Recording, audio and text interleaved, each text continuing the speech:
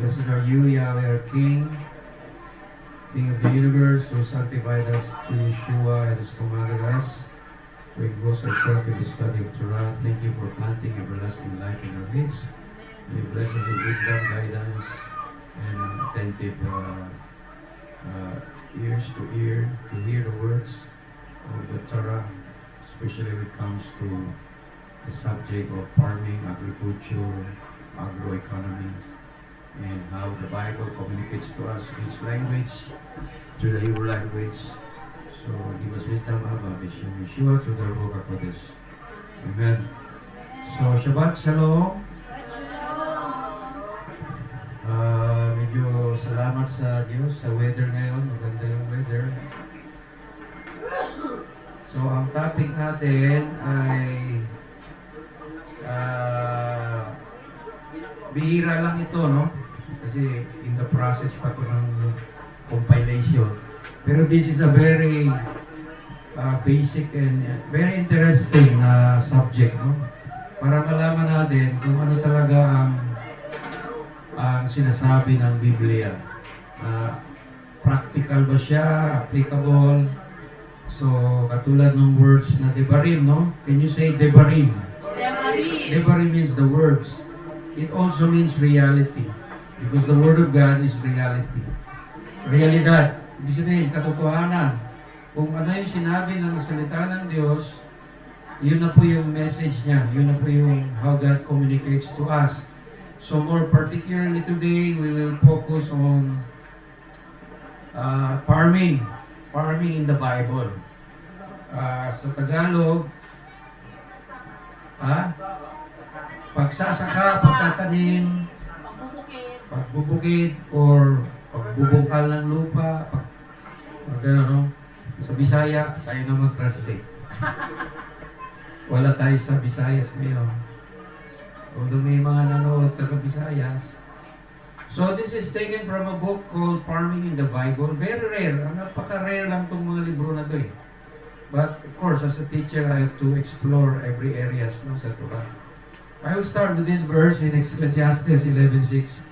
In the morning you seed, in the evening do not let your hand be idle, for you do not know if this or that will succeed, or if both will prosper together.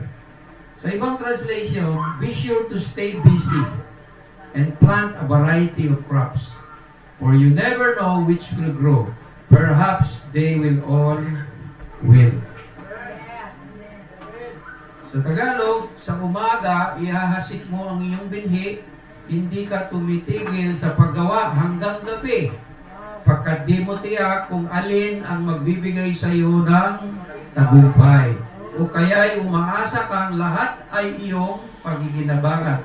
Sa modern Tagalog, ihasik mo sa umaga ang iyong binhi at huwag mong iurong ang iyong kamay sa hapon, sapagkat hindi mo nalalaman kung alin ang tutubo, kung ito o yaon, o kung kapwa magiging mabuti.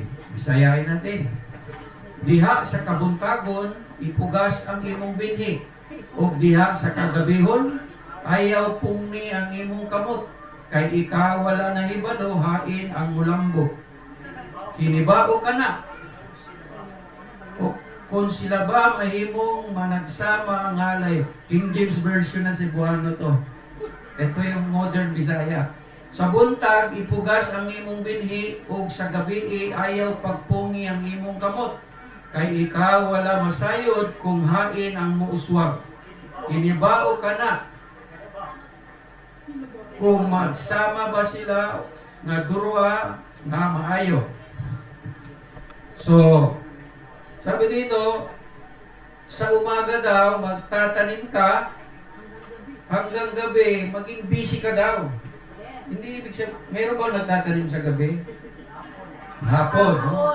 Pero ibig sabihin dito, hanggang maghapon, gawa lang ng gawa, kasi hindi mo alin daw, alin yung tutubo. Baka daw lahat ay tutubo.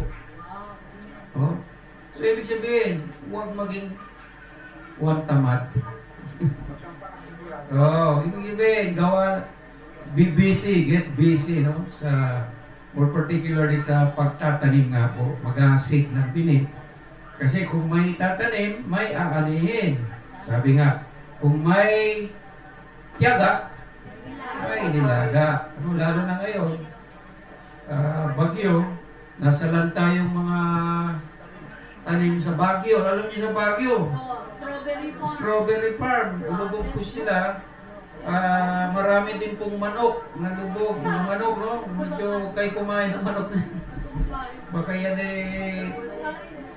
isa sa mga nalunod na manok. So, panalo po yung marunong magtanim. Ako po, hindi po ako lumaki sa magsasaka. Although, I can assure you, lahat po ng mga lolo natin, mga ninuno natin, lahat sila nung araw magsasaka. Pero nabenta yung mga lupa, di ba? Nabenta yung palayan. Hanggang sa naiwan sa atin, bahay na lang. Sige, yan ang nangyari sa Pilipinas eh. Pero kung umuwi ka sa probinsya nyo, may natitira pang mga lupa, di ba? So hindi talaga ako, aminin ko, hindi ako marunong. Nag-aaral po ako ngayon magtanim, nag-uumpisa pa lang ako. At in fact, naka-schedule po ako sa Davao sa August 13 ay nga-attend ako ng durian farm. Paano magtanim ng durian?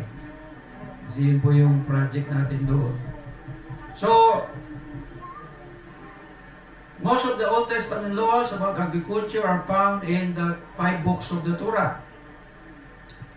The natural resources, land, water, air, wildlife, and biodiversity. Sabi nga, the earth is Yahweh. The earth is the Lord, and we are His stewards. In the beginning, God created the heavens and the earth. This established Elohim's ownership as the creator of heaven and earth. And it's repeated many times in the Bible. So one thing, kung meron kayong ituturo sa mga anak nyo, alam nyo kung ano? Anak, may Diyos na naglikha ng langit at ang lupa. Ako ginamit lang niya, pero siya talaga tagapaglikha natin. I think that's very powerful, very simple, no? Na bata pa lang, alam, meron palang taga-paglikha. Meron pala talagang makapangyarihang Diyos na sa lahat ng nakikita natin, kasama yung tao. Tingnan yung katabi nyo. Sino po ang gumawa niya? Si nanay, si tatay. Nagtago sa kwarto. Hindi, ginamit lang po ang magulang natin. No? So, hindi po tayo pwedeng maging magulang. Hindi natin pwedeng mamili sino ang pwedeng magulang. Kung sino yung magulang nyo, yun na po yun. So, huwag kayo mangarap na si Barack Obama maging ako, joker po rin po ako kasi para medyo mawala din yung tension. No? So, paliwanag, meron kasi mga baguhan dito, kaya hinihimay-himay ko yung paliwanag ko. Kasi kung laliman ko at hindi na maintindihan, so hindi po magaling yung teacher pag ano. Ang magaling na teacher, yung mahirap, gawin niyang napakadaling intindihin. Diba? Gano'n yan. So, yung mahusay umawit, gawin niyang madaling umawit. So, ibig sabihin, kung ano yung madali sa'yo, ibig sabihin, yun ang gift mo. Sabi nga nila, forte. Sa English pa, cup of tea. Ayan, cup of tea, ha? Ano yung cha? Yung cha. Dramatic expression yun. Ibig sabihin, yun yung pinaka, talent mo. Talent, no? So, ano po yung unang pinagpala ng Diyos sa Biblia? Law of the first mention. Ito po. And God blessed them. Actually, bago sa 28, sa 26, sinabi na doon, and God blessed the animal kingdom, the plants kingdom. Ang unang pinagpala ng Diyos, bago pa niya nilikha ang tao, ay ang mga halaman, mga pagkain. Bago niya nilikha ang tao, ginawa niya muna ang kailangan ng tao. Ginawa niya yung hangin, ginawa niya yung atmosphere, ginawa niya ang lupa, mga puno, halamanan, animal kingdom, bago ang tao. So, preparasyon. Pero tao yung pinaka, kumbaga, number one, pinaka-greatest niyang nilikha, no? Kung sino ba yung pinaka-importante, yung pa yung nagre-rebelde palagi sa Diyos. Nagpagtataka, no? So, pangalawang pinagpala, ito na. God bless. Elohim bless them. So, si Adam and Eve, the first man and woman. And God told them, sinabi ng Diyos, multiply and fill the earth and subdue it. Be masters over the fish, the birds, and all the animals. So this is otherwise called in theology, dominion mandate or kingdom rulers. Sa Tagalog, at sila'y binasbasan ng Diyos at sa kanila sinabi ng Diyos, kaya magpalaanakin at magpakarami at kalatan ninyo ang lupa at ang iyong supilin at magkaroon kayo ng kapangyarihan sa mga isda, sa dagat, at sa mga ibon sa himpapawid at sa bawat hayop na gumagalaw sa ibabaw ng lupa.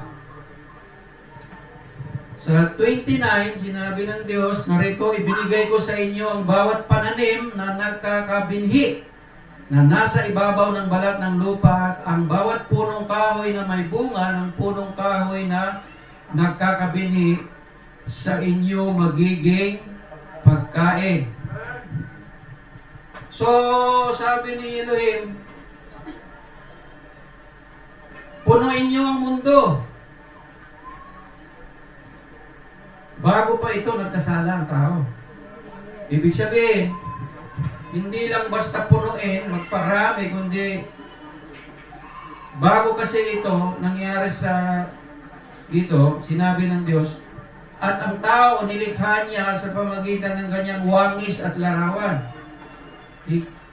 God created man in His likeness and image. So likas po talaga sa tao yung may kabaitan. Tingnan niyo yung katabi, mabait ba? Mukhang mabait. Lalo na pagtulog. Diba, likas talaga sa tao na mabait dahil ginawa siya ng ganun. Pero dahil nga sa kasalanan, yun ang nakaka-apekto sa tao. Pero yung tao, likas talaga gumawa ng mabuti, no? So yun ang sinabing ipadami nyo. Kasi dito, hindi pa nagkasala ang tao. Magpakarami kayo, ibig sabihin, palawakin nyo yung kabutihan. Kasi hindi pa nagkasala ang tao. Kasi pag ang magulang, mabuti, mabait, maayos, makadiyos, natural ang anak, ganun din. Di ba? So, pangalawa, sinabi, magpakarami kayo, punuin nyo ang inyong supling ng buong daigdig at pamahalaan ninyo ito. So, yung pamamahalaan, yun yung salitang gobyerno, pamumunuhan nyo. So, gusto ko mag-English pero mag-Tagalog muna tayo. Kasi nandito yung mga local natin dito yung local dito. Pamahalaan, ibig sabihin, sistema ng pamumuno, sistema ng Diyos. Gamitin niyo yung sistema ng Diyos habang nabubuhay. Kasi dito sa mundo, maraming sistema. Maraming sistema ang mundo na hindi kinikilala ang Diyos. So, ang ibig sabihin, baluktot ng sistema. So, ibig sabihin, dito pa lang sinabi, pamamahalaan niyo ng sistema ko. So, ang Diyos may sistema. Sabihin niyo sa katabi niyo, ang Diyos may sistema. So, alamin natin ang kanyang sistema, di ba? Kaya tayo narito. Binibigyan ko kayo ng kapangyarihan sa mga isda, sa mga ibon, at sa lahat ng mailap na hayop, maging malaki o maliit. Be masters, or sa English, dominion. Kumbaga, ibig sabihin, manager. I-manage ninyo. So, tingnan nyo, ano yung unang trabaho ng tao? Sabi nyo, manager ka. Brother, wala akong money, jer lang.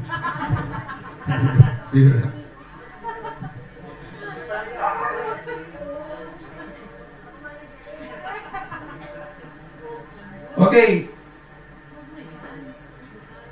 Sa Bisaya, maganda sa Bisaya. Magagahom ba? Magagahom?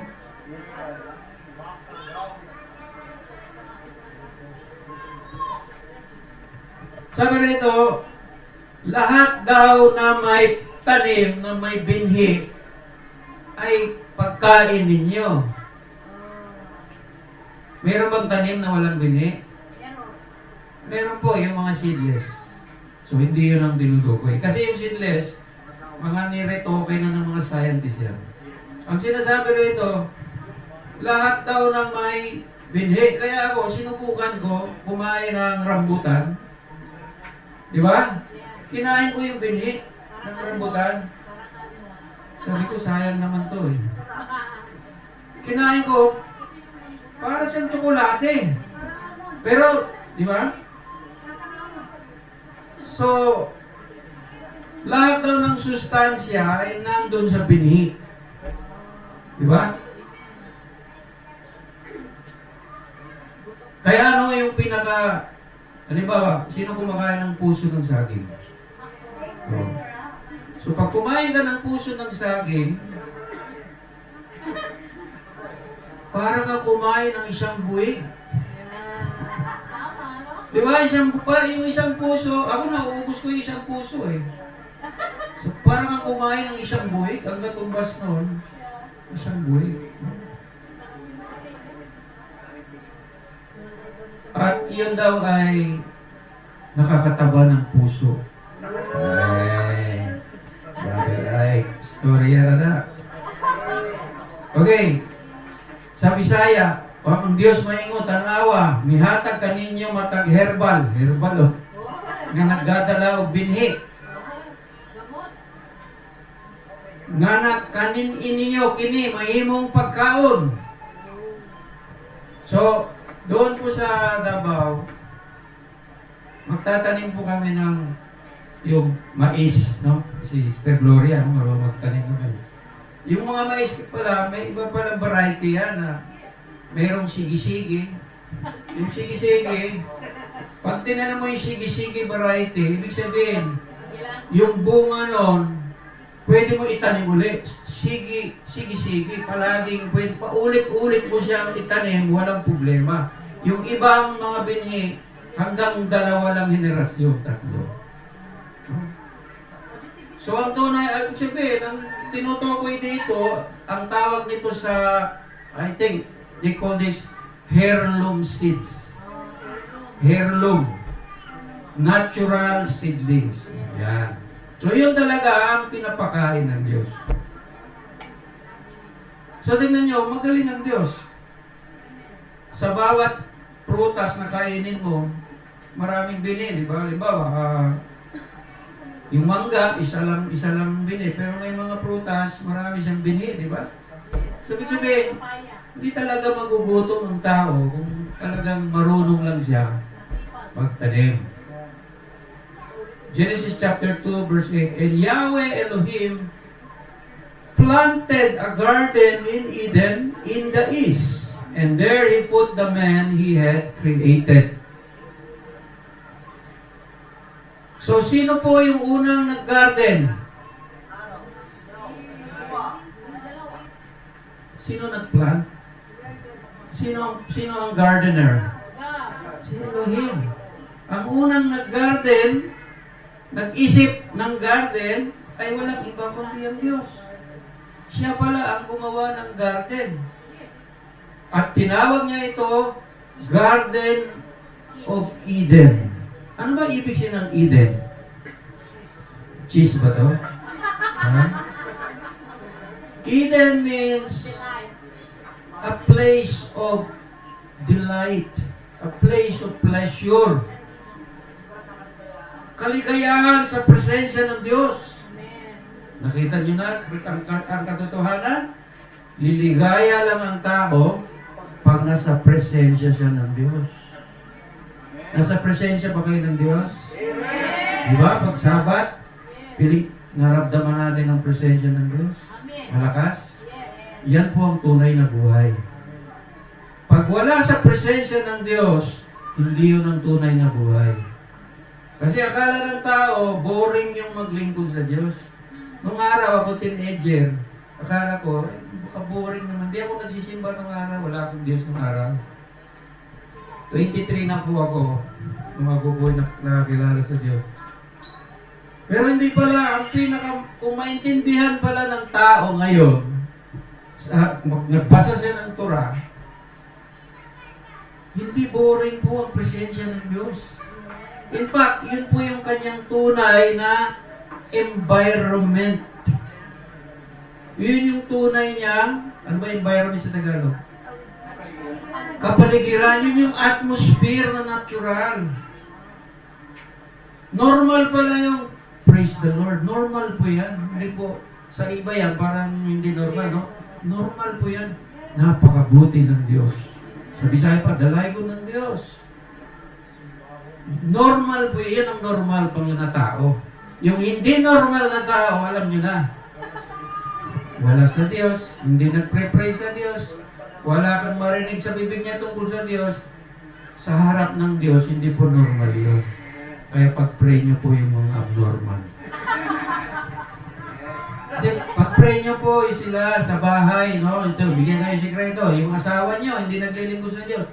Pag natutulog, i-lay mo. Mula talampakan hanggang ulo, ipuin mo siya. Alam mo, sa Davao, yun yung ginawa nung asawa ng pastor doon. Dati yung pastor doon, hindi siya seryoso sa Diyos. Pero nung pinag-pray siya ng asawa niya, gabi-gabi, lalo lang paglasing, nakikita testimony nila, paglasing, pinag-pray niya, paa hanggang ulo, ipuin mo yung asawa ko. Alam mo, isang araw nagising siya, nagseryoso na sa Diyos. Tingnan nyo, the power of prayer, mga kapatid. At naging Torah evangelist po siya ngayon. Pupunta yon sa lugar, kahit wala siyang kilala, Brad, mag-pray tayo, duha. Mag-Bible study taon niya. Kaya dumadami yung tao doon. So, ang Diyos po, hinihimay-himay ko lang, no, mahaba, napakahaba po nito. Siguro ito, mga 2 buwan ko po ituturo ito. Isang libro ito eh. Hinihimay-himay ko lang eh, kasi may bago dito eh.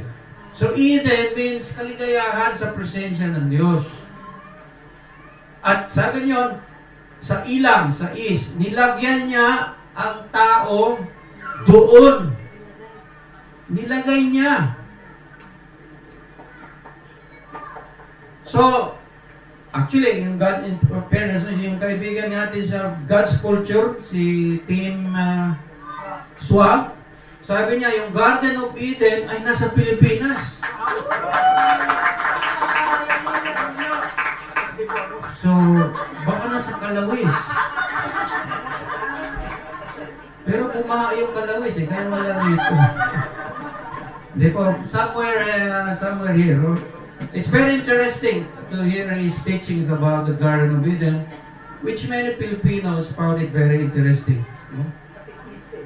So, kasi sa nga tayo. So, kung gusto niyo malaman, panoorin niyo na lang kanyang video, The God's Culture. So the word to put man in the garden, the word avad means to cultivate, to take care, to keep, to guard, and to protect. So sa Hebrew, isang salita, 5 yung kahulugan. Parang shalom, peace, prosperity, good health, wellness, completeness. So, ang unang trabaho ng tao ay walang iba kundi mag-alaga ng halamanan.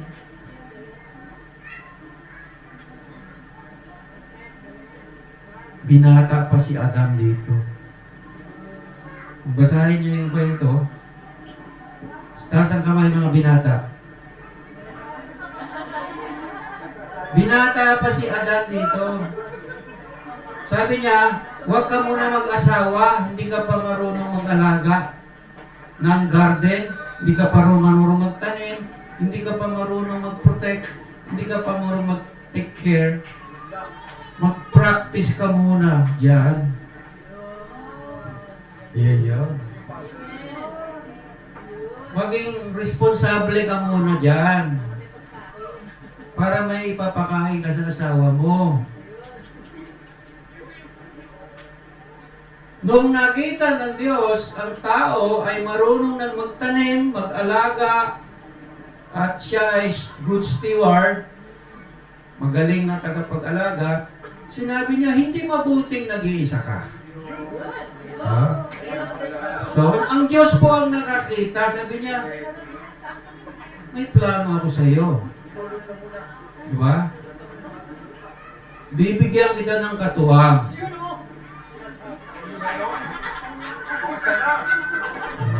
Diba?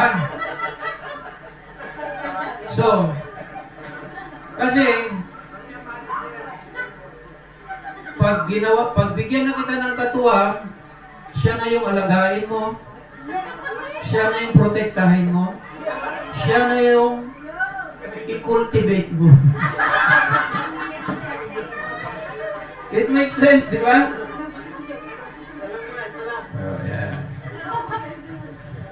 Ito yung kwento talaga sa Biblia. Kaya maganda pag-aaralan ng Torah. Akala natin, kwento-kwento lang ito. Katotohanan po ito. Reality po ito. So, yun na nga po. May katuwang na siya.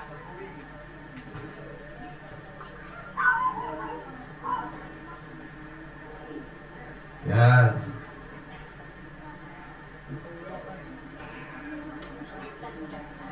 Genesis 2:15. And Yahweh Elohim placed the man in the Garden of Eden to tend and take care for it. Kinuha ng Panginoong Diyos ang lalaki at nilagay niya sa halamanan ng Eden upang kanyang alagaan at ingatan.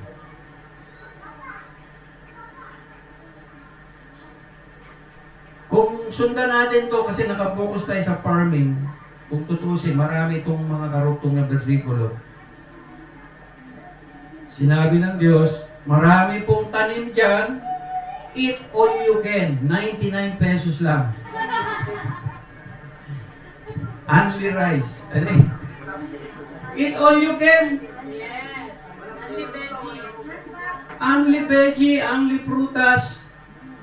Alam mo sa Cotabato, sa Kidapawan City, tuwing August, meron doon 199 pesos, eat all you can durian.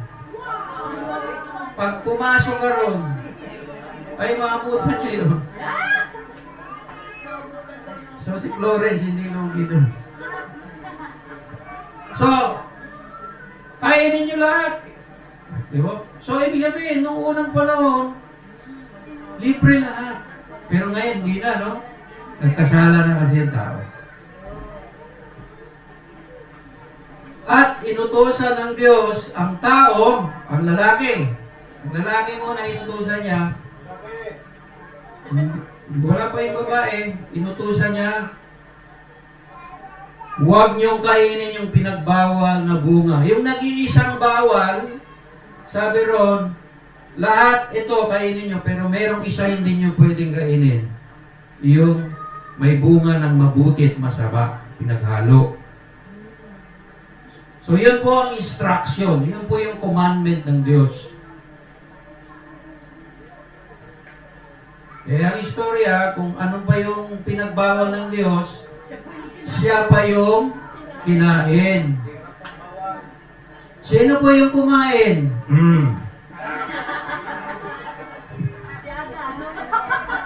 Doon daw. nag-approve si Adam? Hindi po.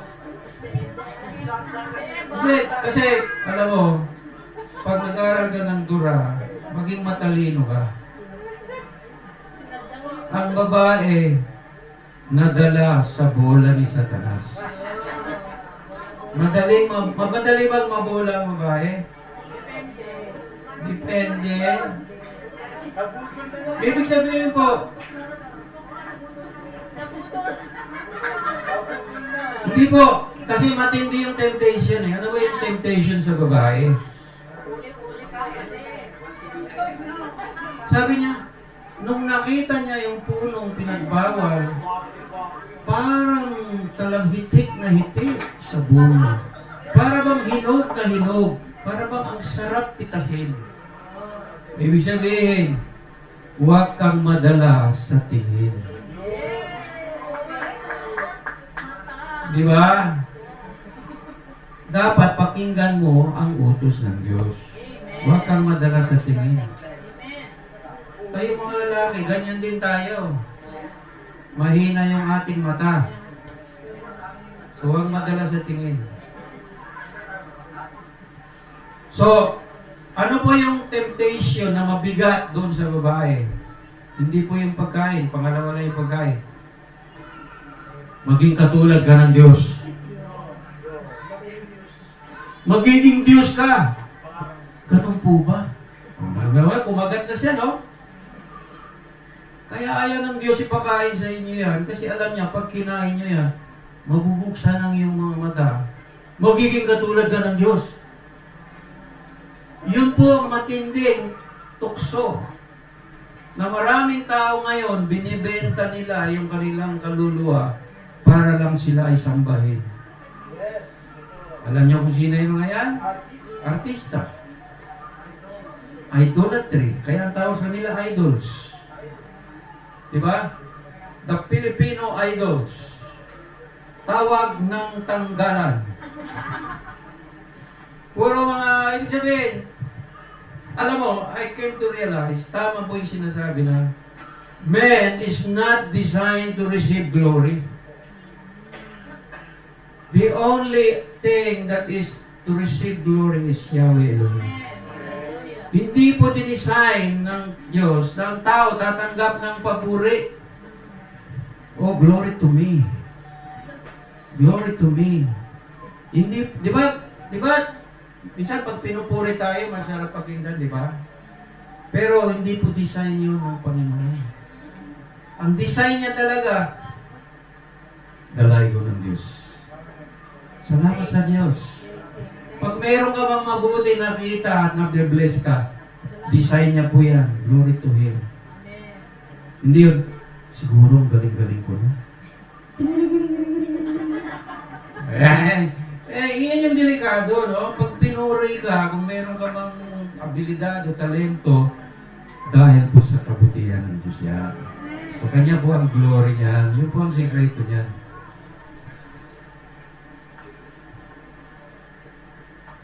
Maganda yung pagkatagalog. Inilagay ni Yahweh ang tao sa halamanan ng Eden upang ito'y pangalagaan at pagyamanin.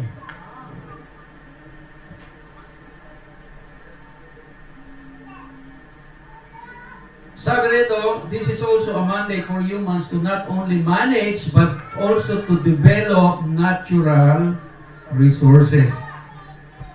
So basically, lahat ng bagay sa mundo, pinaubayan ng Diyos sa tao. No? Yun po yung ginagawa ng tao ngayon. Kaya lang, wala siyang sistema na galing sa Diyos. Yun po yung hindi maganda raw. Okay, Exodus 20 verse 3. Do not worship any other gods beside me. This is the first commandment. Do not make idols of any kind, whether in the shape of birds, animals, or fish. This commandment establishes that human stewardship relationship between God and the rest of the creation. Humans are to worship Elohim and care for the rest of creation. They are not to worship nature. So, hindi po tayo sasamba sa mga nilikha lamang ng Diyos. gaano man kabuti yan, kagaling, kaganda, hindi po tayo sasamba dyan. Di ba? Hindi po tayo pwedeng gumamit ng mga anting-anting, yung mga, halimbawa, yung mga balete na puno, yung albularyo, nagsasamba po dyan, nag-aalay ng dugo. Hindi po tayo pwedeng mag-worship sa mga nilikha. But, dahil nilikha lamang yan eh. Katulad lang din natin yan nilikha. Ang we-worship lang natin siya lamang sa pamagitan ng kanyang salita. Diba? Sinabi niya kay Satan, "Go Satan! It has been written, you shall worship Yahweh your Elohim, and Him alone you shall serve." The highest heavens and the earth and everything belongs to Yahweh our Elohim. Ang langit at ang lupa, 10 ang lahat na nariyan ay sa Panginoon. The earth is Yahweh, the Lord, everything in it, the world and all its people belong to Him. Ang lupa ay sa Panginoon at ang buong narito, ang sanlibutan at silang nagsisitahan dito. Ang buong daigdig, lahat ng naroon, may-ari si Yahweh ating Panginoon. Alam mo yung salitang Adonai? Di ba? Sa Hebrew, sa Tagalog, Panginoon. Sa Bisaya, Ginoo. Sa Hebrew, Adonai means may-ari. So, ang tao po, kung tutuusin, hindi po siya yung may-ari. Siya po ay nangangalaga lang. Nangangasiwa lamang tayo dito. Katiwala lang tayo ni Yahweh Elohim. No?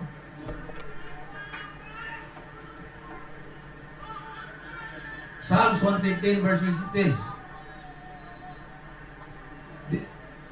The heavens belongs to Yahweh, but He has given the earth to all humanity. Panginoon ang may-ari ng buong sangkalangitan, samantala ang daigdig or lupa ay sa tao binigay. So wag na tayo mangarap pumunta sa langit. Kasi ang sabi rito, ang binigay sa tao ay ang Lupa. ito. Hindi, gusto ko sa langit eh. May passport ka pa sa langit. May ticket ka pa sa langit. Maraming kasing tao. Iba yung salitang makalangit. Pag sinabing makalangit, ang Diyos po nakatira. Diba ang prayer ni Yeshua? Our Father who art in heaven, holy be your name, your kingdom come, your will be done on earth as it is. Nawa ang kalooban mo maganap dito sa lupa, ganon din sa langit. Ang langit nagsasabi na, ikaw tao, dito ka sa lupa. Maraming Christian, hindi nakakaintindi, kasi pag nag-aral ka ng Torah, maunawaan mo, lahat halos ng commandments sa Torah, dito mo gaganapin sa lupa eh. Hindi yan para sa mga anghel. Ang commandments ng Diyos, para yan sa tao. At mayroon din commandments para sa lupa. Di ba? Shemitah. Sabbatical 7-year land rest. So maliwanag po. He has given the earth to humans. Kasya-kasya po lahat ng tao sa lupa. Di ba dito sa San Isidro, Tanay? Siguro kahit ilang libong tao dyan, kasya yan. Nagsisiksikan ng yung tao sa Maynila, tuloy binaha. Wala nang daluyan ng tubig eh. See? Pero kung tutusin, pag-uwiin mo lahat, sabi ni Greco Bellica, project ni Senator Bellica, yung tumakbong senador, sabi niya sana, ang plano niya, lahat ng OFW ay ibibigay yung mga bakanting lupa para hindi na mag-abroad. 1 hektarya kada isang pamilya. Kasya ba po sa Pilipinas? Kasya po. Kung gugustuhin, napakaluwang po ba ng lupa? Mahilig lang ang tao magsiksikan sa isang lugar kasi sa convenience. Nandun lahat, madali ang buhay yun. Pero ako personally, iba na yung takbo ng isip ko ngayon eh. Kaya nga pinag-uusapan natin to. Ay, kung yan po ang design ng Diyos, di gawin ko. Magtanim ako ng magtanim. Tingnan ko nga ang resulta. Okay? Psalms 8 explains, so yan po ay 115 verse 16, Psalms 8, 6 to 8 explains Psalms 115 verse 16. You put us humans in charge of everything you made, giving us authority over all things, the sheep and the cattle, all the wild animals, the birds in the sky, the fish in the sea, everything that swims in the ocean currents. Iyong pinagtataglay siya ng kapangyarihan sa mga gawa ng iyong kamay. Iyong nilagay ang lahat ng mga bagay sa ilalim ng kanyang mga paa. Sa ibang translation, pinamahala mo sa buong daigdig sa lahat ng bagay, malakit man maliit. Ang mga baka, tupa, hayop, mga ibon sa himpapawid, mga isda, at sa ilalim ng tubig, sa buong daigdig, ikaw Yahweh, nama ang banal mong ngalan ay dakilain. So lahat ng nilikha ng, you put men in charge of everything.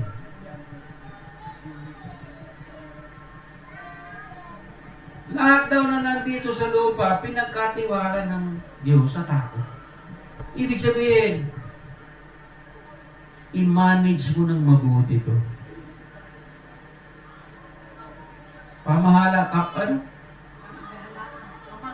Pamahalaan mo ito. Kumbaga, i-manage mo yan. Kasi yun ang kumbaga yun po ang trabaho ng tao. Kaya tayo ngayon, minamanage natin kung ano yung pinagkatiwala sa atin. Halimbawa, sa amin, ni Florence, itong binayoyo, ito yung binigay ng Diyos. Ito yung binamanage namin, nililinis, tinatanim, minalaga, inaayos. Yun, kung ano yung binigay sa iyo.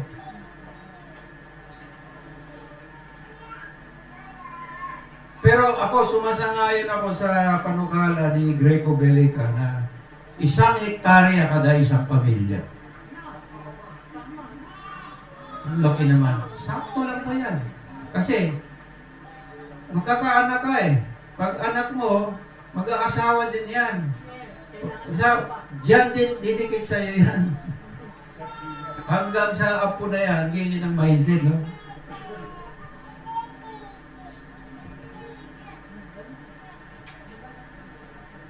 Tingnan nyo si Abraham, pinagkatiwala siya ng maraming lupa. Maraming mga bakahan, karnero, di ba? Siya yung naging napakayaman sa Biblia. Si Jacob, ganun din po. Dati si Jacob ay trabador lamang siya ng kanyang tiyuhin, si Laban. Pero nung siya ay pinagpala, mas dumami pa ang kanyang tupahan kaysa sa kanyang uncle, di ba? Dahil binigyan siya ng karunungan ng Diyos paano ipadami ang lahi ng kanyang mga karnero. So ngayon po, ang Israel, number 1 po sa agriculture. Binibless sila ng Panginoon. Meron mo, deserto, nakapagtanim sila. They have all the technologies to grow vegetables, flowers, everything. Alam mo, kung pumunta ka sa Israel, parang Garden of Eden, paraiso. Makita mo, iba't ibang klaseng prutas na hindi po pa nakita sa Pilipinas. Iba-ibang kulay. Pag grapes, alam mo yung grapes? Iba-ibang kulay. May green, may purple, may yellow. When I was there, 2010, 5 shekel lang po ang kilo ng grapes. Pero 5 shekel, ibig sabihin, 50 pesos lang. Magsawa ka. Pag Shabbat, binibigay na lang. So maghintay ka na lang sa palengke. Pag hindi nabenta ng budyo, So, sobra po, grabe pong pagkain sa Israel, no? Hindi na sana ako uuwi. Kung binatala ako, hindi na ako uuwi. Bumawi. Sabi ko, hindi, uwi tayo kasi may passport tayo ano eh. 2 months lang po, libre sa Israel, 2 months. Okay, ito na, Ecclesiastes 12:14.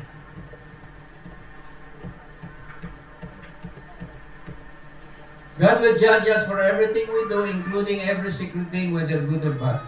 So a steward is responsible for what has been entrusted to him.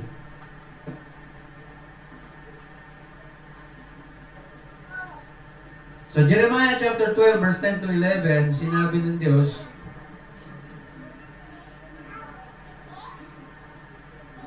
Ecclesiastes 12:14, sapagkat dadalhin ng Diyos ang bawat gawa sa kahatulan, pati ang bawat kubling bagay, maging ito'y mabuti o maging masama.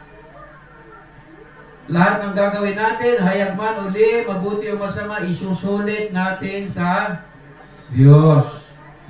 Including kung paano tayo minamanage yung natural resources. Diba? Alam mo, dati, dito sa Binayoyo, sa napakaraming mga punong kahoy dito, di ba? Sinusunog lang namin dahil tingin ko basura. Pero nung natuto ako sa Davao, sa bundok, yung mga kahoy ng mga tuyo, panggatong po yan. Sabi ko, instead na sunugin mo, ipunin mo, hindi ka nabibili ng gasol. Kung tutusin. Di ba? Magkano yung gasol ngayon? 1,000. Pero kung ipunin mo lang yung mga kahoy, pwede na po yan. Panggatong. So ngayon, iba na yung mindset ko. Imbes na sunugin ko, chap-chap-chapin ko, ipunin ko. Tapos balikan ko pag tuyo na, panggatong. Iba yung mindset ko eh. Kasi tumira ako ng 2 weeks sa bundok eh, straight. Bago ka magkape, maghirap ka muna. Siga ka muna. Ganito pala ang buhay rito. No? Pero subukan natin. Kasi yun ang sinabi ng Biblia eh. Many rulers have ravaged my vineyard, trampling down the vines and turning all its beauty into a barren wilderness. The whole land is desolate and no one even cares. Sinira, sabi ng Diyos, sinira ninyo ang maraming mga puno ng aking ubasan. Pati ang aking kabukiran ay sinagasa nila. Nagmistulang ilang mga magandang lupain. Wala nang halaga ang buong lupain, tigang na tigang sa aking harapan. Ang bayang yaon ay isa ng ilang at walang sinumang nagmamalasakit. Tingnan mo, sinabi ng Diyos, aking ubasan. Ibig sabihin, yung nakikita natin mga puno, kanya pala yan. Kanya daw yan. Kaya sabi niya, kung hindi natin alagain, nagtatampo ang Diyos. Sabi niyo, wala na bang nagmamalasakit sa inyo? Di ba? Kaya nga po, yung mga, kung basahin natin ang Torah, pinagbawal ng Diyos putulin yung mga puno na nagbubunga ng prutas. Pero sabi niya, yung puno na hindi nagbubunga, putulin niyo. In fact, may verse sa Torah na sinasabi, man is like a tree. A metaphorical language that the Bible is using, ang tao daw ay katulad ng isang puno. Di ba? Psalms chapter 1. He is like a tree planted by streams of living water that bears fruits in season. Blessed is the man that keeps the Torah. He shall be like a tree. Maging katulad siya ng isang puno na bunga lamang ng bunga. Parang daw may sapa sa ilalim ng kanyang mga ugat. Alam mo, Brother Dencio, dun sa Davao, makita mo yung mga farm na talagang well-managed. Every 5 meters may kanal. Tubig. Every 5 meters may kanal. Para kahit summer, ang tubig ay kusa niyang dinidilig ang mga ugat. Ang tao daw na sumusunod sa commandments ng Diyos ay parang ganun. Nagbubunga daw palagi. In season and out of season. Hello? I-spiritualize natin mga kapatid. Okay na? Kapatid. Sabi ng Diyos, sino may Google AI dyan? Hanapin mo yung salitang verse. Nakalimutan mo yung verse, pero may sinasabi doon. Do not cut the tree that bears fruit. Somewhere in the book of Deuteronomy. So sabi doon, ibig sabihin, ang totoong tao naglilingkod sa Diyos, nagbubunga ng maganda. Di ba? Sabi nga nila, ang tao na nagbubunga ay binabato dahil sa prutas. Di ba?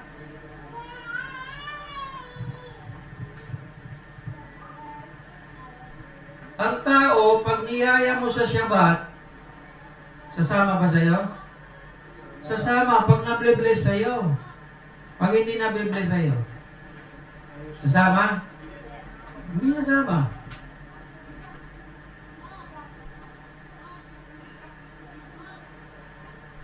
So yun po ang unang tinitingnan, yung nagbubunga mga kapatid. Kahit wala daw sa tamang panahon, nagbubunga. Di ba kasi ang puno, minsan lang magbunga, di ba? Pero may puno na pag inangalagaan mo ng mabuti, bunga ng bunga. So, mga tayo, hindi farmer, hindi mo maintindihan. Pero pag yung magagaling na farmer na magaling mag-alaga, kaya nilang pabungahin ang puno dahil sa pag-alaga sa puno. Lalagyan nila, naka-schedule pala talaga yan. Every 3 months, abunuhin mo. Every 2 months, ganito yung gawin mo. Lagyan mo ng organic, lagyan mo ng tae ng manok sa paligid ng puno. No, I am for organic farming, hindi po ako sa synthetic farming. Lagyan mo ng mga damo. Di ba? Linisin mo yung paligid, yung damo, huwag mong sunugin. Ibalik mo lang sa kanya para maging sustansya niya. Tapos higit sa lahat, yung tubig. Siyempre sa atin, may panahon na tagtuyo, namamatay yung puno, pero meron tayong tinatawag na mga drip irrigation na galing din sa Israel. No? So yung mga ganyan, no, mga modern technology, paano mag-alaga? Kasi, meron kang aanihin. Di ba ang sarap pag inaani mo yung sarili mo, puno? Iba yung feeling, di ba?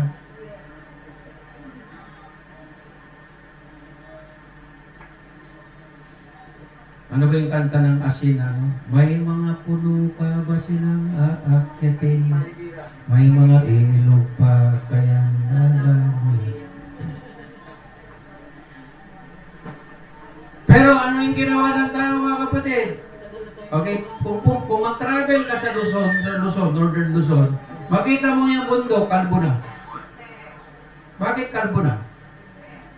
Kasi ang gusto nila, yung mga puno, pinutol nila, gawin nilang binenta ng mga politiko.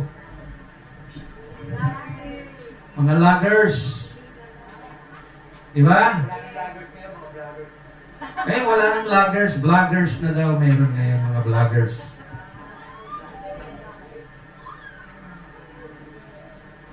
So,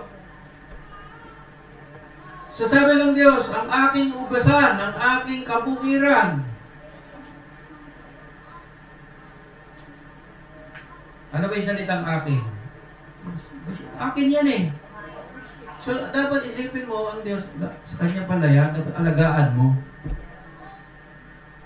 Oh. Ewan ko, dati, alam mo itong Calawis River, di ba? Dati, mabaho po yan. Alam ni Sister Gloria yan. Kasi yung mga kahayupan ng babuyan doon sa doon sa farm, hindi ko na banggitin yung pangalan, yung pinakamalaking farm ng baboy dyan, isipin mo yung tae noon, tatapon nila sa... Dati, napakarumi ng pero pinasara na yan. Ibig sabihin, environmentalist ang Diyos.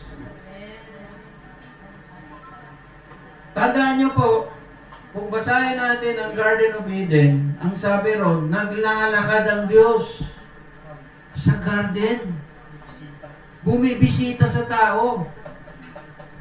Lalo na pag Shabbat, Shabbat Shalom. Sabi ng Diyos kay Adam, Shabbat Shalom. Pag alam mong bibisita ang Diyos, alagaan mo yung kanyang binigay sa'yo, di ba? Pinagkatiwala sa'yo.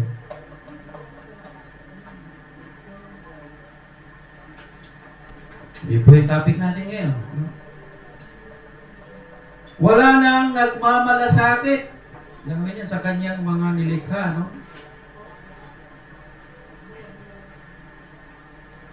Alam mo, nalulungkot ako kasi kahit doon sa Davao, sa lugar na pinupunta ko, ang mga tao, imbes na magtanim ng pagkain, ang tinatanim, goma. Goma. Rubber tree. Kasi yung rubber tree, yung dakta, ibebenta nila yun per kilo. Pero, so para sa akin, sabi ko, ba't ako magtanim ng rubber tree? Ang itatanim ko, durian. Yung project ko ngayon, durian ang itatanim ko. Makain ko ba yung rubber tree? Ha? Oh. Sabi ko, kaya mag-modeling ako doon, sabi ko, tanong ko, prutas. Hindi rubber tree.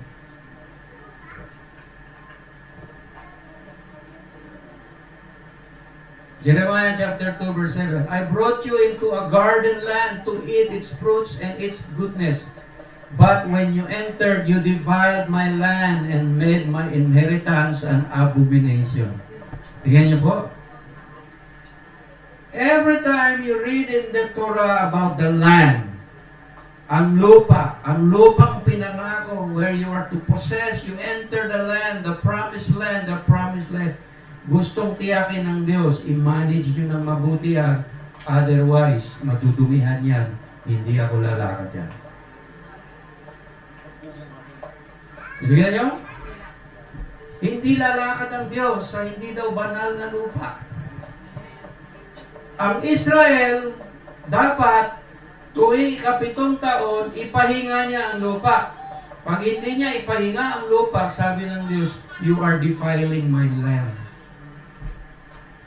Ano yung sabing defile? Nadudumisan, nagiging marumi, hindi na banal. Sabi ng Diyos, paparusahan ko kayo. Ayun na ang nangyari. See? So this is something to do with environmental care, good stewardship, sa binigay ng Diyos. Alam niyo yung salitang promised land sa Torah? The whole story points to the wilderness crossing from Egypt to the promised land, to the promised land. When you enter the land, you do this and you that. When you enter the land, you do... Halos lahat po ng konteksto ron is the land. Kaya the land, the people, the Torah, the land is called Holy Land. The people is called Holy People. The Torah is called the Holy Torah. They are inseparable. Hindi mo niya pwede paghiwalayin. The Torah is the operating procedure, the blueprint, para maging mong banal ang lupa. Para maging banal ang lupa, mga kapatid, hindi lang po tungkol sa pagtanim, tungkol din sa pag-obey sa kautusan, sa commandments. Tuwing may pinapatay sa Torah, nadudungisan ng lupa. Yun po ang ibig sabihin. Kung sa Torah, sundin natin yung sacrificial element, no? Kung saan may pinatay na tao sa ancient times, ay mayroong karnerong iaalay doon. Kumbaga, to cover the defilement. Pero ngayon, nagsisindi lamang ng kandila. Yung Katoliko, titirik ng kandila, no? Kasi, the concept is para hindi ma-defile ang land. God is so serious about His land. In fact, one of the commandments in the Torah is, if you defile my land, the land will vomit you. Vomit you. Vomit. Ha? Vomit or vomit? Whatever. Ibig sabihin, isusuka ka ng lupa. Kung hindi nyo ayusin ang pamumuhay nyo sa lupa na binigay ko sa inyo, isusuka kayo ng lupa ninyo. Ganun nga po ang nangyari sa Israel. Kung ilang taon nyo hindi inalagaan yung lupa nyo, times 7 po ang parusa. That's the terms and conditions ni Yahweh. Alam mo, sa Torah, Yahweh dictates the terms. You don't have power to negotiate. Lord, pwede ba mag-negotiate? 70 sa'yo, 30 sa akin. Hindi, what I mean, pag sinabi yung panutuntunin, yung paano mo alagaan lupa, siya talaga nagsasabi paano mo gawin.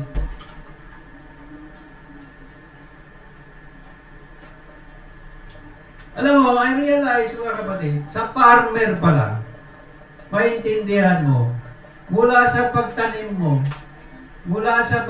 ng binhi, mula sa pagtubo na ganito kataas, palagi-palagi hanggang sa ma-harvest mo na, alam mo, hindi ikaw ang nagpatubo eh. Alam mo, may isang makapangyarihan na nagpatubo niya. Nagpalago niya. Alam mo, hindi ikaw yun.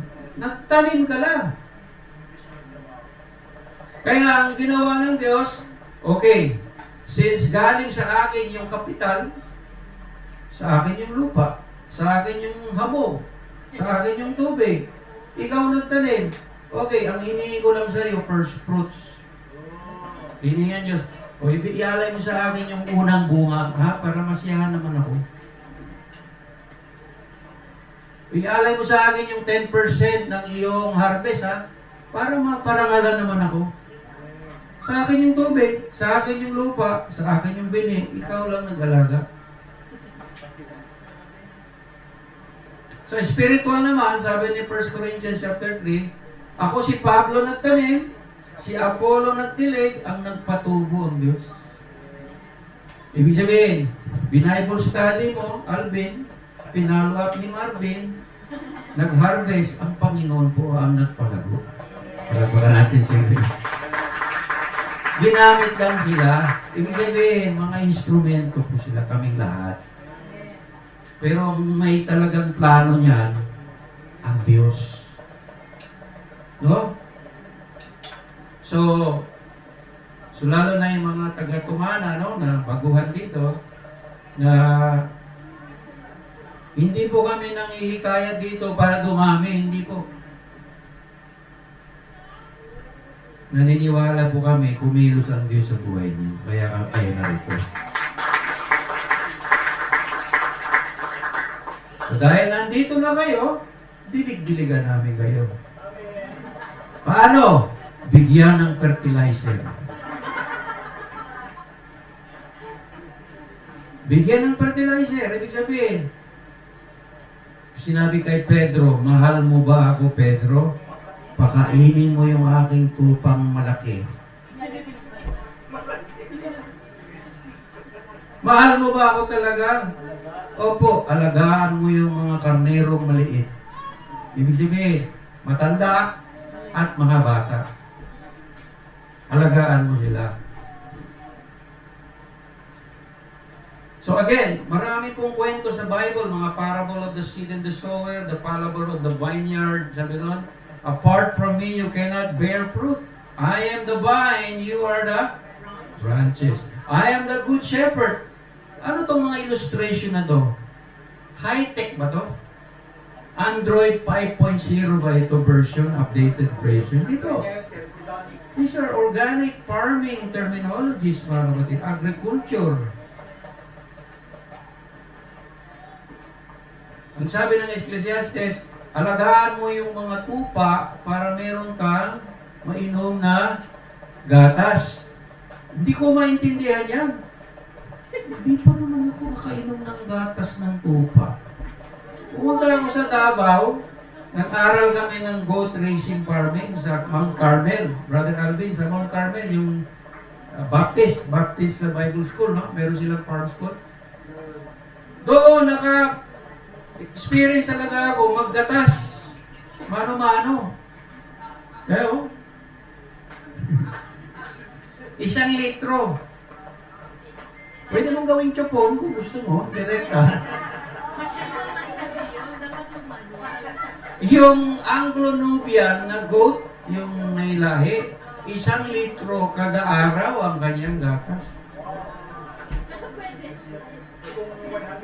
So ngayon, naintindihan ko na yung Biblia, sinasabi, the land flowing with milk and honey. Bakit honey? Oh. Alam niyo dito sa CR? Dito sa CR ng babae, sa likod, sa gilid. Meron, wala na ngayon? Akala ko lang pinig. Kaya binuhusan ko ng gas, krudo, gasolina.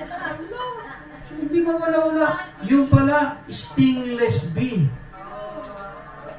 So, ibig sabihin, may honey bee na yan dyan sa loob. The honey bee, the bee is the most important insect in the world. Di ba? The pollination, di ba? And one of the healthiest kind of sugar. O ako, pag nagpa-fasting, ang iniinom ko lang, honey, water, tsaka lemon. Kahit ilang araw. Pero may natuklasan ako lately. Dahil naubusan ako ng lemon, malunggay, tsaka mulberry. Mulberry yung dahon, tsaka malunggay. Lagayin mo, inumin mo yung tubig. Organic.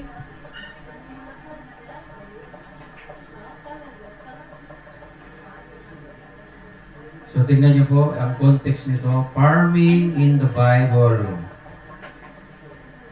Ano sabihin niyo? Mga kapatid, kaya natin pinag-uusapan to, alam niyo bakit? This is reality. Sa ayaw niyo, sa gusto niyo, babalik kayo dito.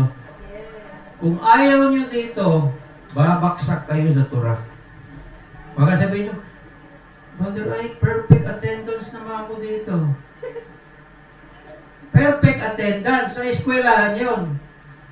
Pero sa actual practicum, sa practical na pamumuhay, kung wala tayong actual na ganito, baksak tayo sa Torah 101. Baka akala nyo, puro lecture lang tayo. Hindi na. Upgraded version na po si Brother Light ngayon. 5.5 version na ako ngayon. 55 years old. Mature na. So I have to do these things. At whether you like it or not, the promised land is prophesied to be the millennial kingdom.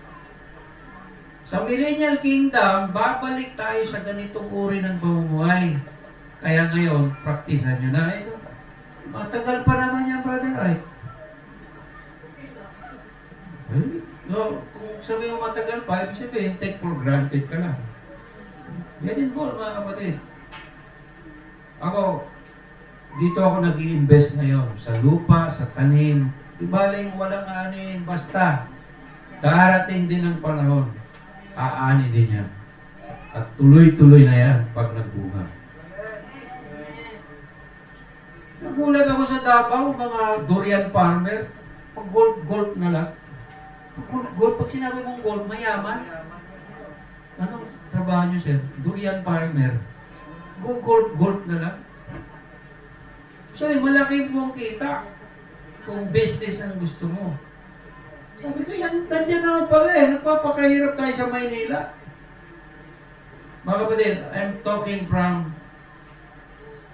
ilang years po ako nagtrabaho sa Manila. 23 years old hanggang almost 45 years old. Ilang years yan. So, galing na ako dyan. Iba naman tong level ngayon na I'm trying to apply what is reality in the Torah. Stewardship, farmer. Yan.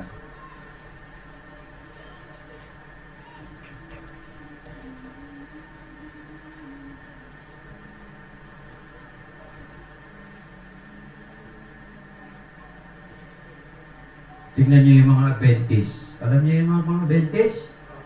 Ang laki ng lupa nila dyan sa San Isidro. Sa Davao, meron silang 1,000 hectares na goshen. O, sabi, umatin ako sa, may time, wala akong mga attend sa Davao, pumunta ako sa Adventist Church. Kunwari, umatin ako. Sabi ng pastor, sinong gusto magpabautismo? Taas ang kamay. Taas ako ng kamay. Bautismo ka, Brad? Ang gusto kong malaman, saan ang goshen?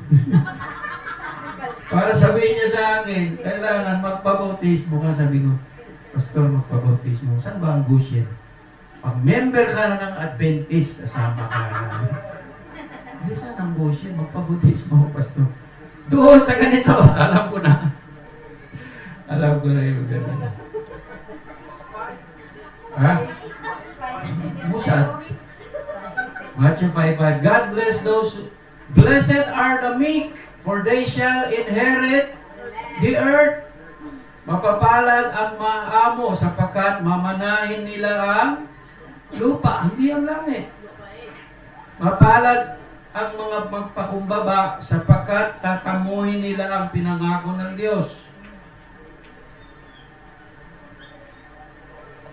Ano ibig sabihin ng meek? Maamo, humble. Taas ang kamay ng mga humble.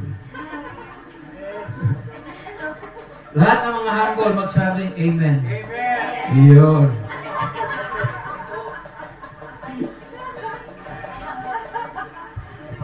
Pero ang ibig kong sabihin ng humble, ito po yung meaning ng humble, from the word anav.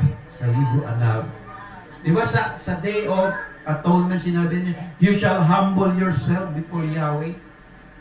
Ang ibig sabihin ng humble, the sense of the word anav means, you're willing enough to go down to obey Elohim. Yan ang humble na tao. Hindi po sa pananalita yan.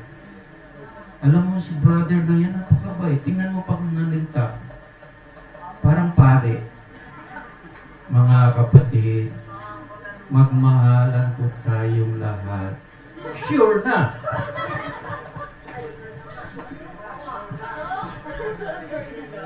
Hindi po nakukuha mga kapatid sa maamo. Mayroon pong lalaki, brusko. Di ba may lalaking gano'n pag nagsalita? Oh! Sige! Parang si Bishop Butch Bailey ka, gano'n eh. Pag nangaral sa mga pastor yun, nagkasala kayong lahat. Hindi kayo nagsasabat. Oh, hindi ba maamo yun? Hindi maamo yun. Pero obedient. Yun ang ibig sabihin ng maamo. Ang tunay na maamo, mga kapatid, hindi nakukuha sa tono ng boses. ang tunay na maamo, masunurin sa Diyos. Palagpagan natin si Elohim. Ang hindi sumusunod ng Diyos, yun yung mayabang. Di ba? Kaya tingnan nyo sa paligid nyo ngayon. Tingnan nyo. Maamo ba? Maamo? Wala sa itsura yung mga kapatid. Baka may bigote, parang hindi maamo. Porque ba may bigote, hindi na mabait? Kontrabida na? Paquito Diaz, Romy Diaz. Wala po sa bigote yan, mga kapatid. Kahit pahabain mo pa yan, maparang imam. Ang tunay na mabait na maamo, yung sumusunod sa kautusan ng Diyos. Yun po ang sukatan palagi. Ang Torah pa rin ang sukatan ng batayan.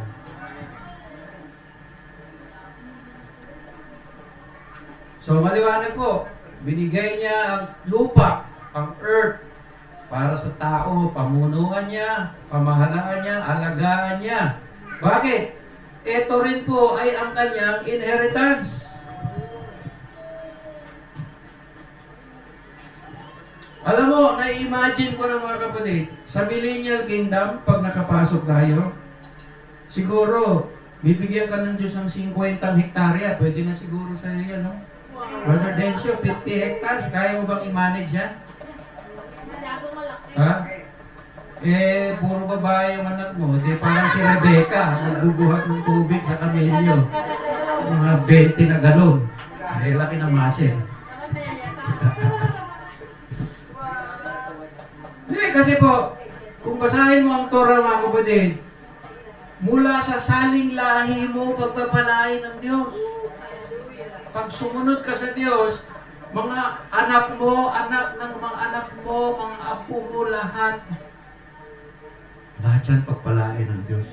Kaya simulan na natin ngayon. This is how we break the curse of this generation. O ano nangyari nung nakaraan? Nasa lanta tayo ng bagyo. Blessing ba yun? Hindi po. Nadadamay tayo sa curse ng iba. Bakit? Ikapit-bahay mo sila eh.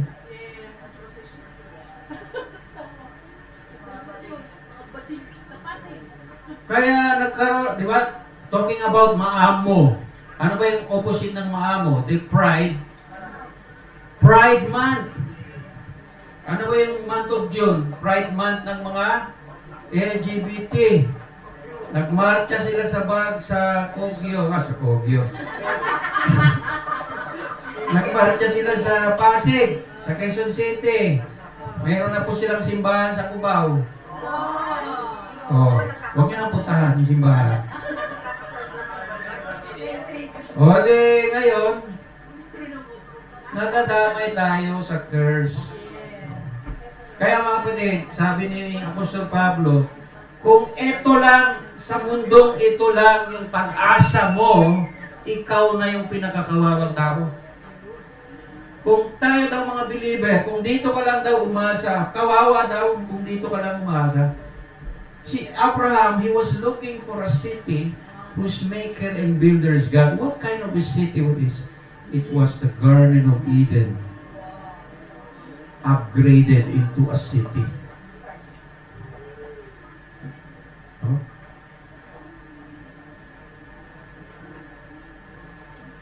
So mga kapatid,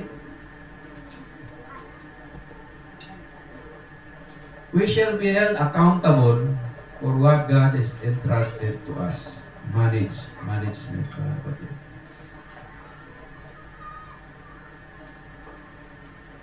Sa parable of dito sa Luke chapter 16, sabi ng may-ari,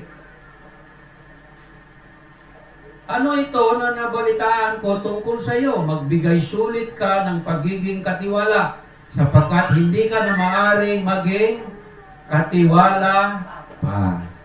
Hindi? Sabi ng Diyos, nagbakasyon lang ako. Hindi ka na mapagkatiwalaan. Di ba? Pag nawala si Brother Ike ng 2 buwan dito, ano kaya mangyari? Pupunta si Brother Joji dito palagi.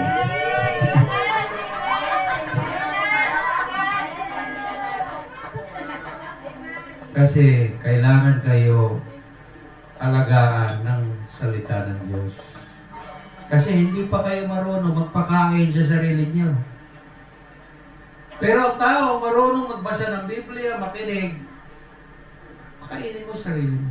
Kaya nag-project po ako sa Davao. Alam niyo yung nag-project ko sa Davao? Gumastos ako. Bumili ako ng mga USB. Pati speaker, nabili ko sa Lazada, tag 250, 300 pesos, USB. Binibigay ko sa mga pamilya. Brad, pakinggan nyo na lang kung wala kayong time magbasa. Meron din hindi marunong magbasa, kaya makinig ka na lang talaga. Illiterate eh.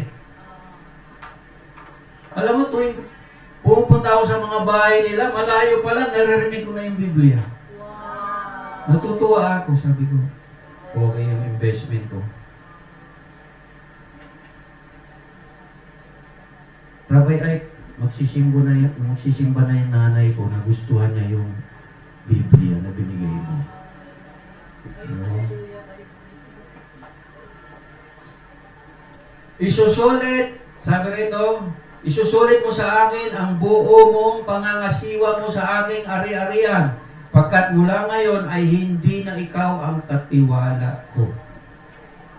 Hindi niya inalagaan. Sabi ron, bakit mo hindi inalagaan? Natatakot po kasi ako eh. So, nagitin niya po?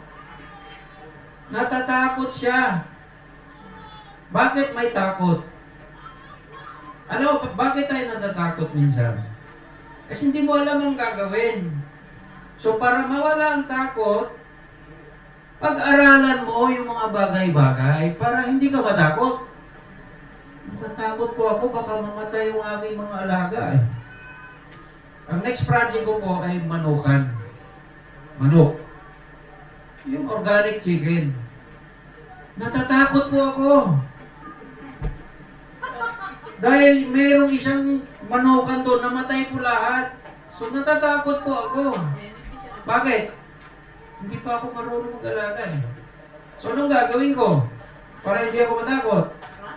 Pag-aralan ko ngayon, paano mag-alaga? Nagtanong ako sa mga mahusay. Paano ba mag-alaga ng manok?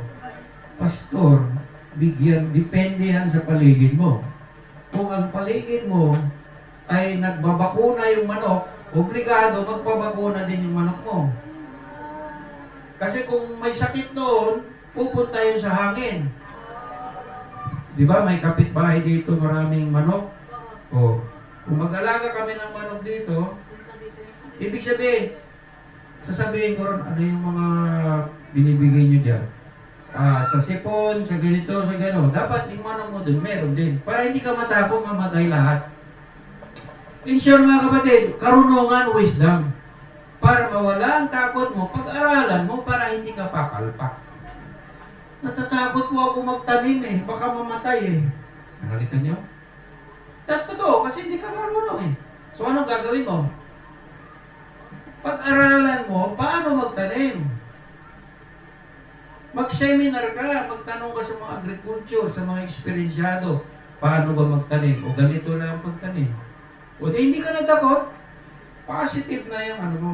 So ibig sabihin, pag-aralan, yung katiwala rito, natatakot siya, kaya hindi niya ininvest yung kanyang pinagkatiwala sa kanya. See?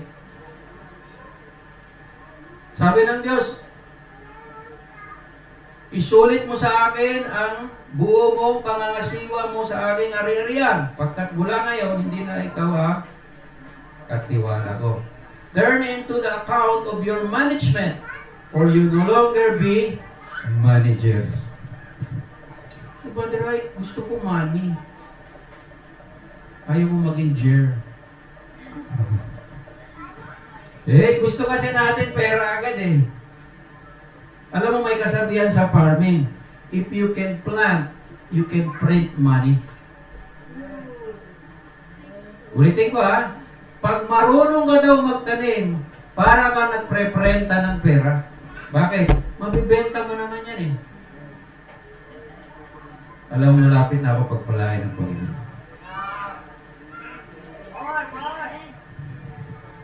Yung lupa na nabili ko ron, baksakan ng naging trading post pala yun. Bago ko nabili, trading post siya ng mga farmer. Trading post. Yung doon binabaksak yung mga kardaba, mga station, buying station. So isang araw, yung may-ari, binenta niya sa akin. Inuulog-hulugan ko. Mura lang po, 100 pesos per square meter. Mura lang. Oh, ginagastos mo yung pera mo. Oh. Yung pera ko, binibili ko ng lupa. Pagdating ng araw, ay lupa ko. Punta ka sa Jollibee, wala na yung 100 pesos mo. Kulang pa nga. So, naobserbahan ko, darating yung mga farmer, nakakabayo, may dalang mga basket, kardaba. Tapos, may schedule doon na July 1, kardaba, mga saking. Darating na yung mga farmer. Ang isang farmer, nakita ko, pinibilang puro 1,000 eh. 1, 2, 3, 4, 5,000. Weekly 5,000? Saging lang? Alam mo saging, walang maintenance yun. Itanim mo, bunga na lang bunga yan. Ang trabaho mo lang mag-harvest at hauling.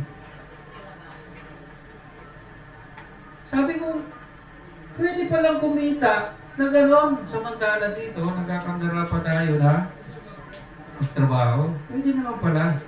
Eh sabi nila, yung farmer kasi pang ano na yan eh, pang retirement. Matanda ka na. Oh, mindset kasi natin, pag nag-retire tayo, tsaka tayo magpa-farming. Baliktad. Then, depende yan sa management mo, mga kapatid. Kasi ako, sinamantala ko, yung presyo ng lupa, mura, 100 pesos per square meter, tabing kalsada. Sige, bahala na, wala akong masarap na ulam. Basta may lupa ako. Yun yung mindset ko.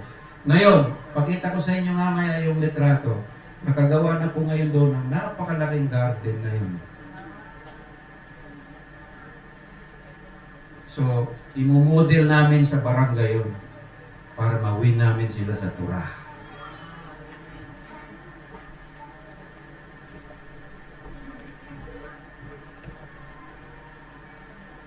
Okay. Romans 14:12, each one of us therefore shall give account unto himself to Elohim. Kaya nga ang bawat isa sa atin ay magbibigay sulit sa Diyos sa kanya sarili. Magbibigay tayong sulit sa Diyos. So marami pong parables sa New Testament tungkol sa farming. A man planted a vineyard, leased it out to tenant farmers, and moved to another country to live for several years.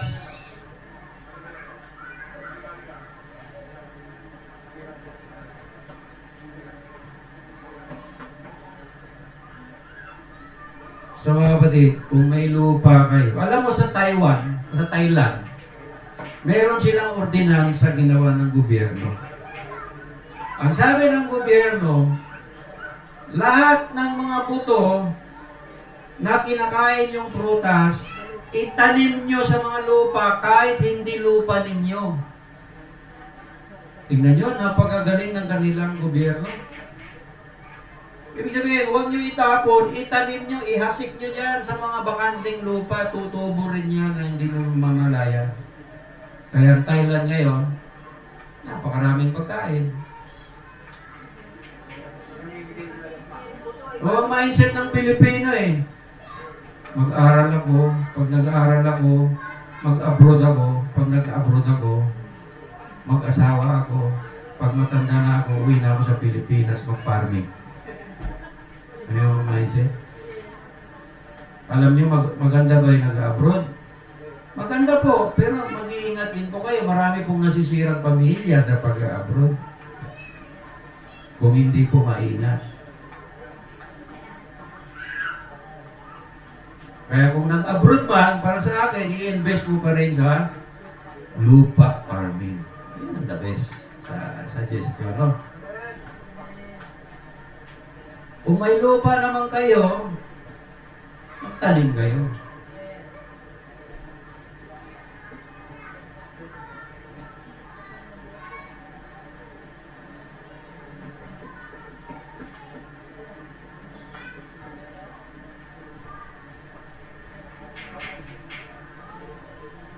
Okay, 1 Corinthians 3:9. For we are fellow workmen with laborers together with and for God. You are God's garden and vineyard field under cultivation. You are God's building. Sabi niya, ako nagtatanim, si Apollos ang nagdilig, ngunit ang Diyos ang siyang nagpalago. Ano pat, walang anuman ang nagtatanim ni ang nagdidilig, kundi ang Diyos ang nagpalago. Ngayon, ang nagtatanim at nagdidilig ay iisa. Ngunit ang bawat isa ay tatanggap sa kanyang sariling kagantihan ayon sa kanyang sariling pagpapagal. Sapagkat tayo ay mga kamanggawa ng Diyos, kayo ang bukid ng Diyos, ang gusali ng Diyos. Kaya nyo? Tinuring ang niyang tao ng Diyos na bukid, na alagain niya, pabubungahin niya, pabubungkalin niya. Mga kapatid. Kung i-spiritual natin yan, kainin natin yung salita ng Diyos, muyain natin, maging sustansya sa katawan, lalabo yung ating spiritual. So for every spiritual illustration, there is a natural, organic, agricultural illustration. That's the Bible, mga kapatid. Hindi na kailangan ng artificial intelligence para maunawain ang Biblia, mga kapatid. Sa other translation, kaming pareho manggagawa ng Diyos, kayo ang bukirin ng Diyos. Kayo rin ang gusali ng Diyos. Sa Bisaya, kamo mao ang kaumahan nga iya sa Diyos. Kamo ang mga tinukod nga iya sa Diyos. Kamo ang balay sa Diyos. Kamo ang uma sa Diyos.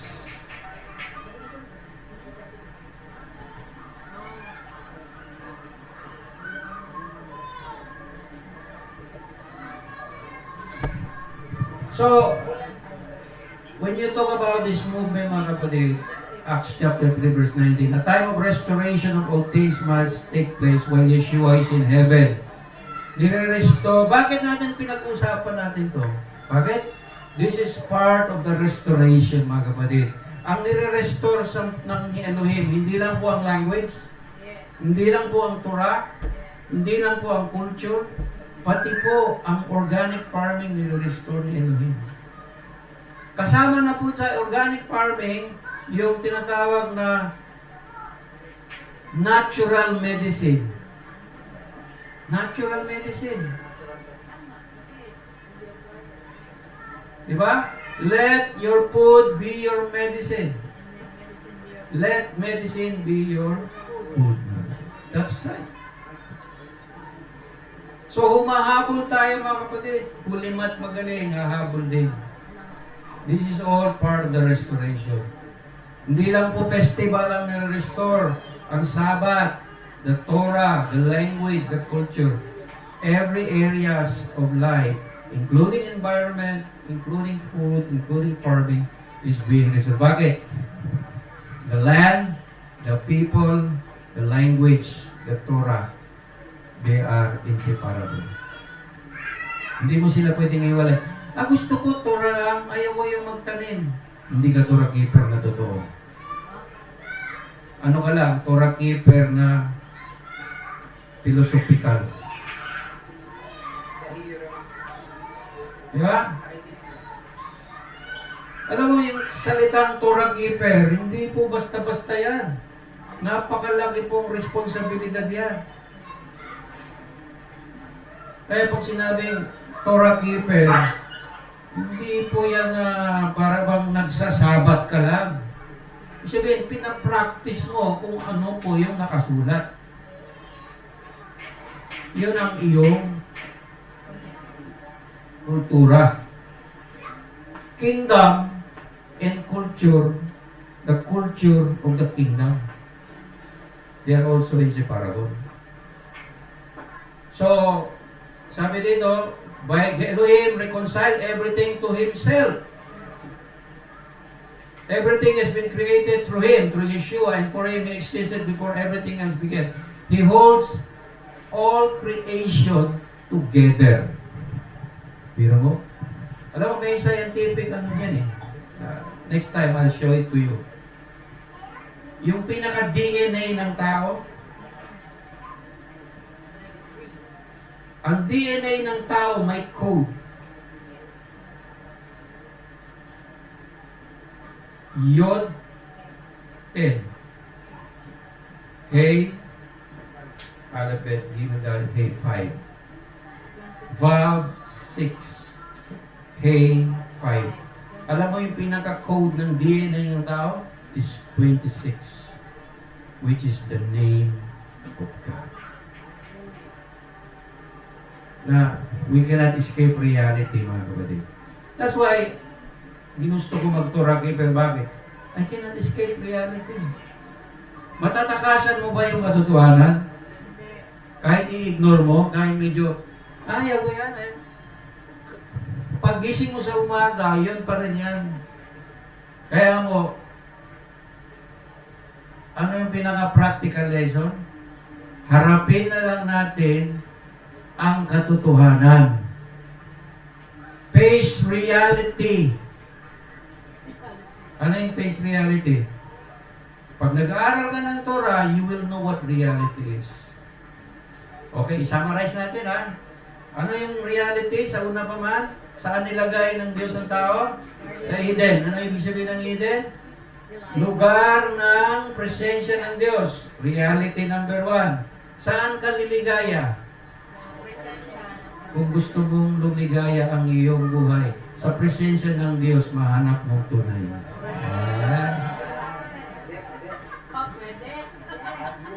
Gumanap ka ng pangit. Sa presensya lang ng Diyos. Ngayon, matatakasan mo ba yan? Subukan mong, kasi ang tao kasi, pag hindi niya alam ang realidad, mag-i-eksperimento siya sa buhay eh. Subukan ko kaya hindi ko isipin na totoo yan. Pag gising mo sa umaga, malungkot ka. Hindi, Brother Wright, nagkaraoke kami magdamagan. Kapitbahay ko may karaoke, inuman, magdamagan, kainan, magdamagan. Gagaranti ko sa'yo, kinabukasan, hindi ka masaya. Hindi ka masaya. Naubos yung pera mo, naubos yung lakas mo, naubos yung boses mo, malungkot ka pa. Yan ang buhay ng tao. Pinipilit niyang maging masaya na wala ang Diyos. Galing ako dyan, mga kapatid. Kaya naintindihan ko na, ang tunay na masayang tao, naglilingkod kay Yahweh. Nagsasyabat, nagpupuri, nagbabasa ng Biblia, nagpe-fellowship, nagpe-festival. Pag umikot ka sa cycle ng Muwidim festivals, yun matuklasan mo ang tunay na layunin, the purpose-driven life. Doon mo tuklasan, kaya pala ako nilikha ng Diyos. Ang problema sa mundo, alam mo kung ano, napakaraming entertainment sa mundo eh. Kaya minsan ang Facebook, kung ano yung pinipindot mo, mamaya meron na naman. Kung ano yung hilig mo i-press, sabi ng Facebook, ito pa lang gusto mo, ito pa, mas marami pa oh. Eh kung mahilig ako sa sports, si Michael Jordan, pag nag-lay up, yung nasa hangin na gano'n, tumbling sa ere, gusto ko panoorin yun eh. Mamaya, pag buksan ko yung Facebook, Michael Jordan na naman. Mahilig ka sa boxing, mamaya, lahat ng boxing lalabas. Hindi maubusan ng entertainment ng mundo, mga kapatid. Kaya minsan, kailangan, pag marunong ka na, alam mo na kung ano yung realidad. Diba? Napakapalad natin, natuklas natin yung Torah. Ilang populasyon ng Pilipinas? 100 million? Sa 100 million, alam nyo kung ilan lang yung nakatuklas sa Torah? Na binibilang ko eh. Nasa mga 10,000 pala ang Torah keeper sa Pilipinas. 0.001%. Ngayon, alam nila, kamangmangan yan. Sa isip ko, malalaman natin sino yung mangmang at marunong. Sinong may kaalaman at wala sa bandang huli. Sa Diyos ang huling halakhak, mga kapatid. Palakpakan natin si Yahweh sa Batsalon. Para ulan na something. Kayo po tayong lahat habang pinatawag ko po si Brother Eliyahu. Sino kilala si Eliyahu? Ang tunay na pangalan ni Brother Joji ay Eliyahu. Siya yung sinasabi na sa huling panahon, He will restore back the father to their children. Amen. Shabbat Shalom. Thank you for joining us in our live Shabbat. And may you enjoy the message of Torah. Okay. So, this is just part one of the farming and agricultural in the Bible, which is the thing I'm exploring now. I'm going to explore this so I can learn more and teach other. So, Shabbat Shalom. Thank you for joining us.